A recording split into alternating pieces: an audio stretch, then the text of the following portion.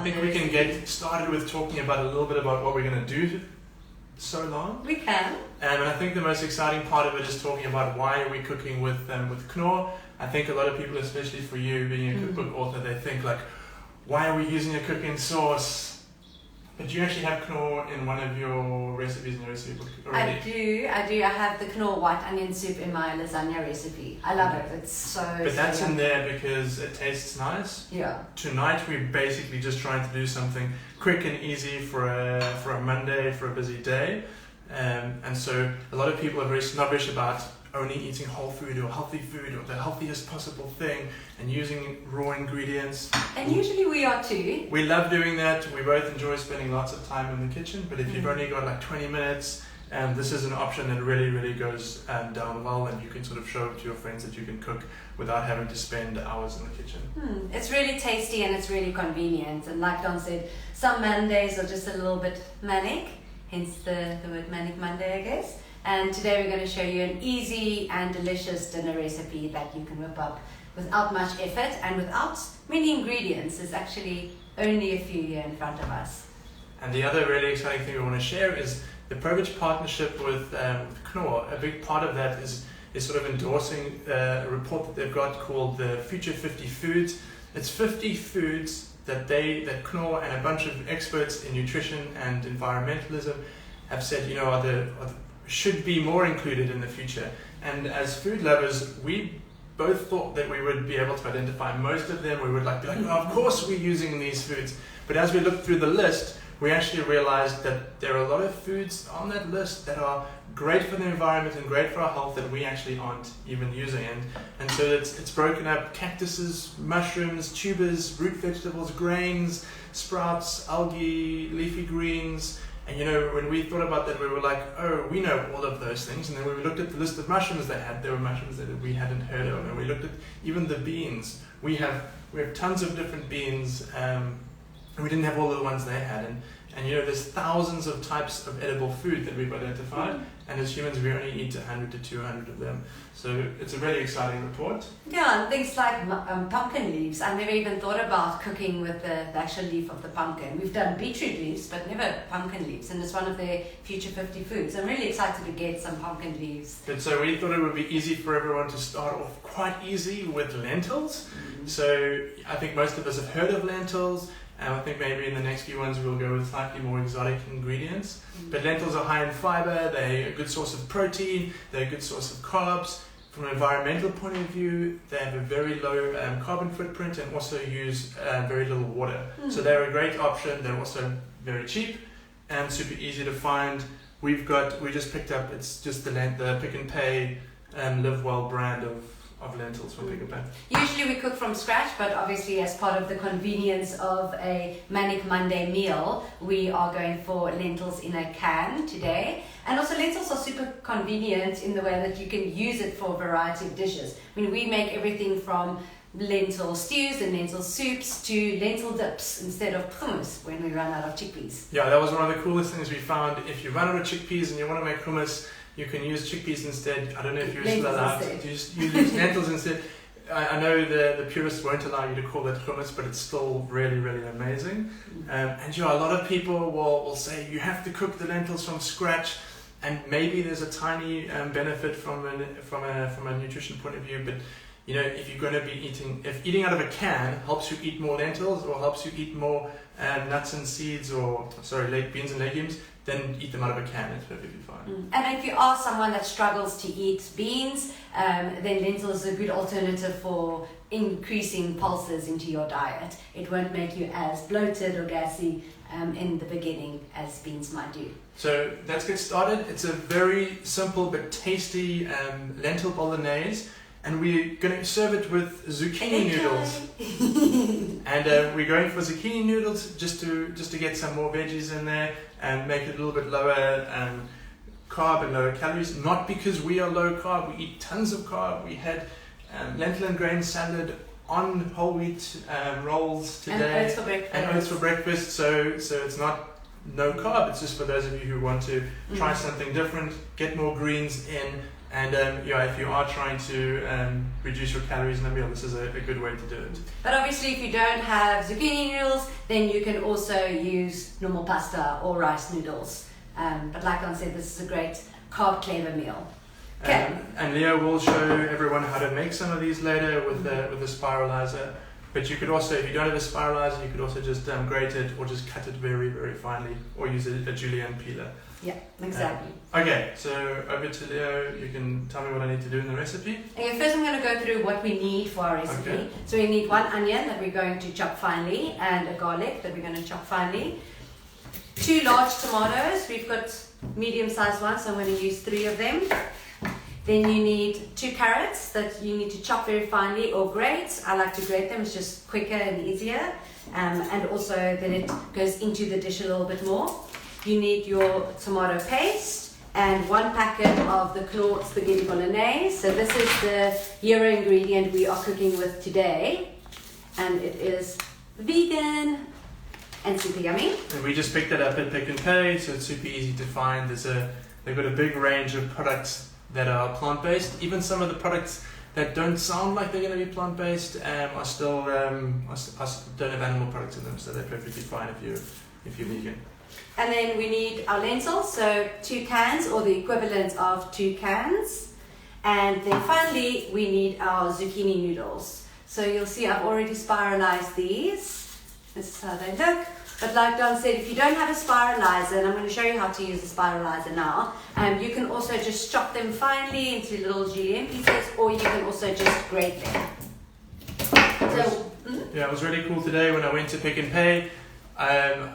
I actually just happened to see, without knowing it was there, a little Knorr stand. You know how all these brands have like marketing things, but it was actually specifically encouraging people to eat more vegetables. So that's really cool. Well done to Knorr for that.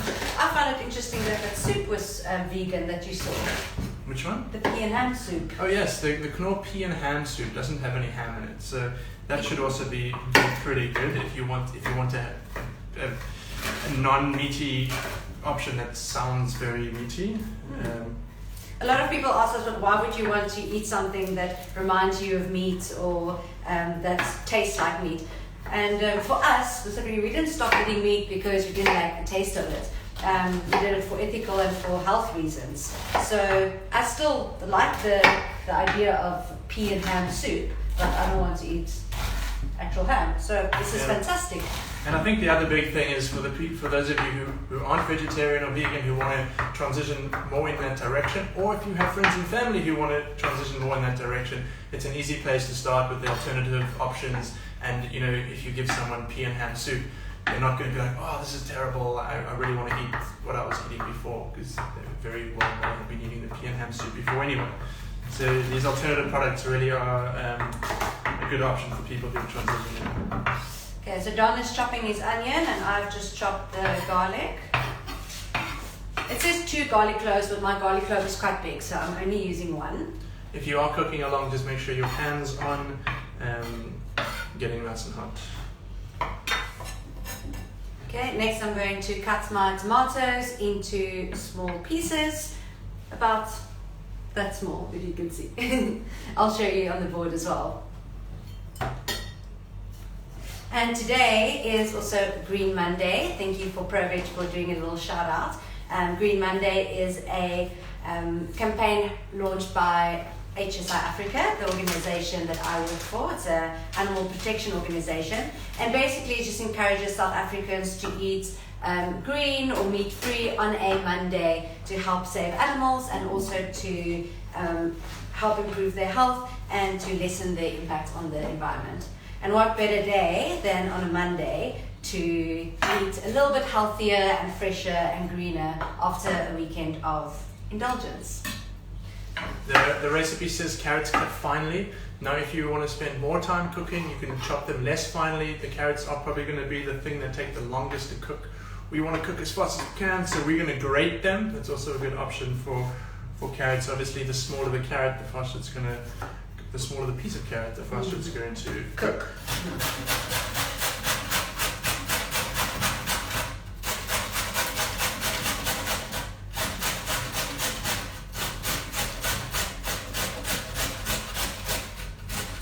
I'm just thinking the very first time, I almost cut myself now, the very first time that I did a cooking demonstration with Vegelicious, who used to be ProVeg, I tried to show off my cooking skills to Don, and he told me that I'm cutting the onion wrong. And I told him, no, this is how you cut an onion. And I cut my whole finger open. That's why she didn't cut the onions. Exactly. We're still a little bit worried about blood on a vegan cooking demo. So hopefully we will be able to avoid that. So the carrots are chopped. Okay, and the tomatoes are chopped as well. So we are going to get started on the pan. Yeah, the pan's still just getting a little bit warm. What we are going to say, the first part of the recipe says, in a pan, brown the onions in a couple of teaspoons of oil. We actually don't have any oil. We're not we're not completely anti-oil. We just don't have any at the moment. But it's also perfectly fine to cook without oil. If you don't have, and you have a non-stick pan, it's perfectly fine to just saute the onions in a bit of oil. Mm-hmm. I mean, in a bit of water. Boiling water on a pan works just as well.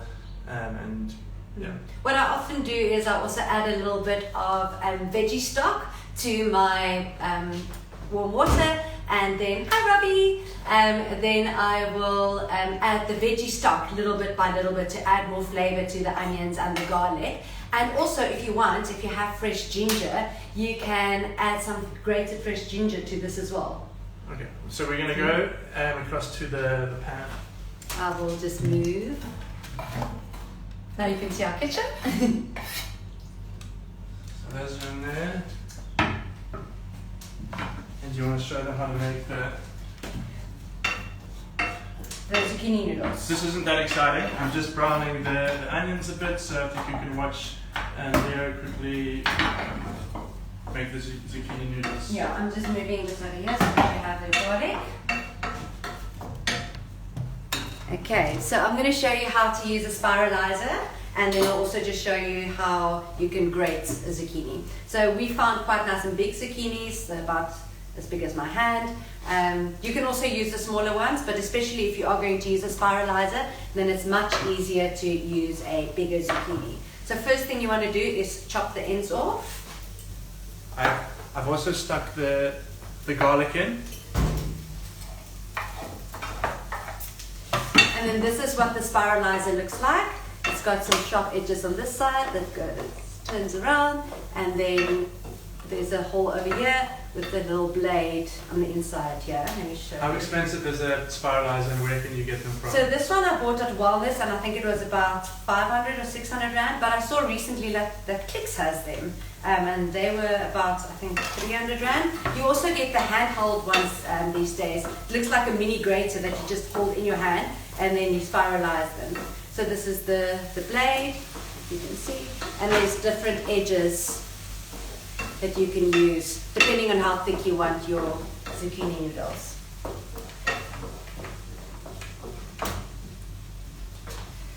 Now all you do is you take your zucchini. This one is actually a little bit big. I'm going to cut a little piece off, and then you pop it on the inside over there and on this side over here. And all you're going to do now, I'm going to try and do this while I'm warming up, is turn. And then your noodles are coming out on that side. And that is how easy it is.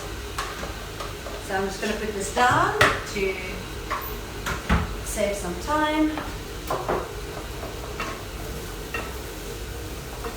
And you can also play around with different veggies. You can maybe try and do some sweet potato noodles or some beetroot noodles, or you can buy them pre-made. I know that Woolies sell the zucchini noodles in a packet already. So if you don't have a spiralizer and you want to have the zucchini noodles, then you can simply buy it in a packet. Okay, can you bring the tomato and show the viewers what we're doing in the pan here? I will.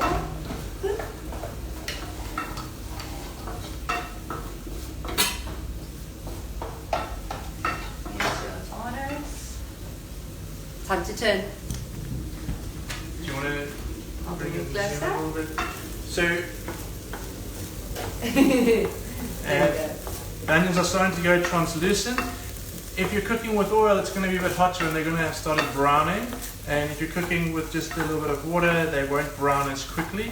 But I think it's still fine for us to throw in the tomatoes and the carrots. The tomatoes are going in. Carrots are going in. The carrots add a nice sweetness to the dish as well.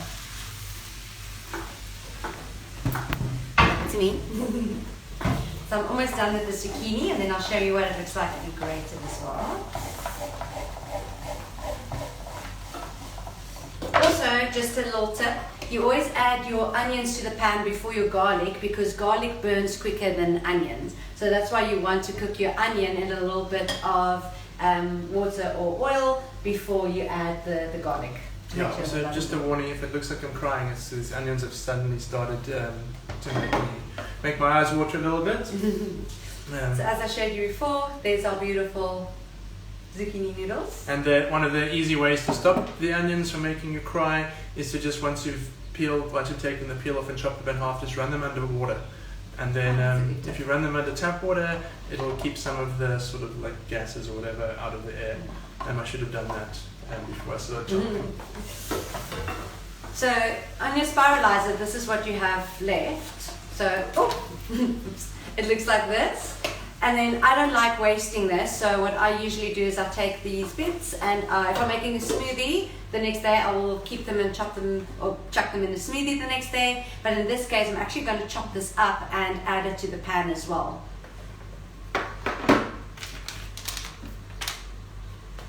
And basically, once our tomatoes and our carrots are cooked down, then we are going to add our lentils and our Bolognaise sauce. And we're also going to add some boiling water, so make sure your kettle has some boiling water in it. Okay. I'm actually not 100% sure if you have to use boiling water, but again, we try to do this very quickly, so we're going to go boiling water, and you could probably just use tap water and then, or cold water and then bring it to a boil. But we're going to try and do it the quickest way we can. So I used about 4 zucchinis, but I did show you that they were quite big. So if you are using the smaller baby marrows is another name for zucchinis. Don actually phoned me today while he was in Pick and Pay just to make sure that a zucchini is in fact a baby marrow. Well, the thing is, the other day, I think it was from Food Lovers Market, we got these zucchinis or marrows that were so big that I was like, maybe the marrow is like the smaller version of a zucchini, but apparently it was just because Food Lovers Market had really good zucchinis. So if you're looking for big zucchinis, then that's... They were insane. They were literally like this big. I don't know how to show. So here's a little bits from the leftover zucchini or baby marrow that I'm just chucking into the pan.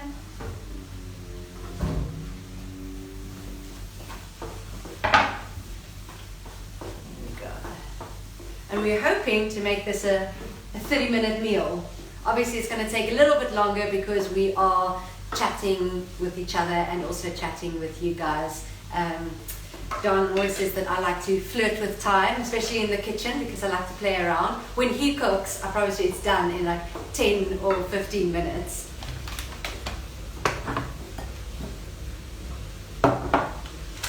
Okay, do you want to bring everything across this side? Yes. We're going to do the starting part. Okay, I'm just going to turn. So I'm going to guess this. It's 400 mils of water, and we're just going to do like a cup and a half-ish. With recipes like this, it isn't too much of a problem, because if you've put too much water in, you can just cook it down for a bit, and if you haven't put enough in, you can obviously just add some extra. No, there, inside. Oh, on that side. So we've got the cooking sauce. If you want to zoom in here, so we can show how this looks. I'll actually just take this off here. Okay.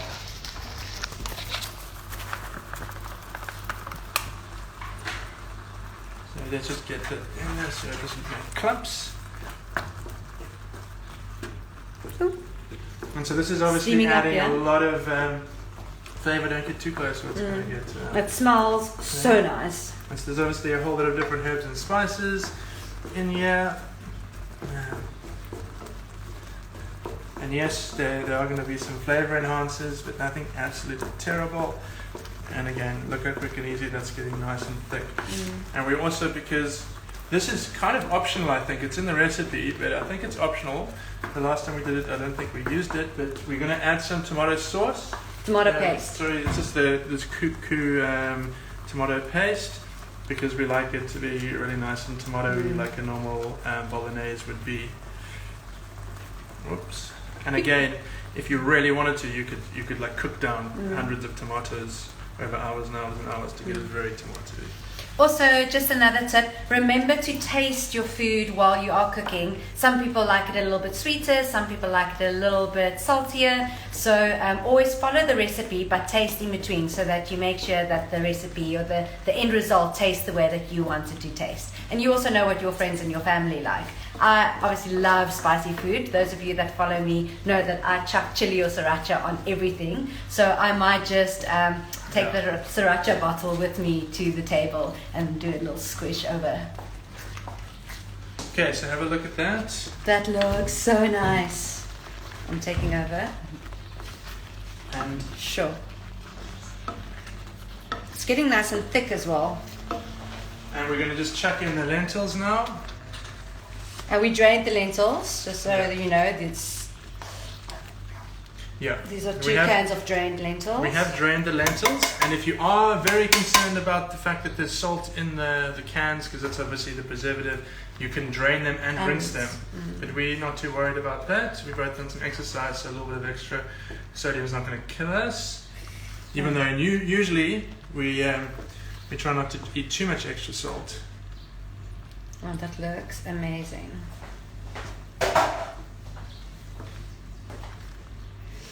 And obviously, if you want, you can also use a type of soy protein if you want to use a more mincy type of filling. But lentils are super healthy and super cheap. So we actually prefer lentils to our spaghetti bolognaise than mince. So we're gonna let this simmer for about 10 minutes until it's all cooked through, and then we're done. And that's all there is to it. Obviously, we're gonna serve it on the zucchini noodles. If you don't have zucchini noodles, obviously you can serve it on normal spaghetti or like a baked potato, or on some even. This is the kind of thing that I really like to have on toast or on a toasted roll, like a sloppy Joe kind of vibe, but obviously entirely up to you.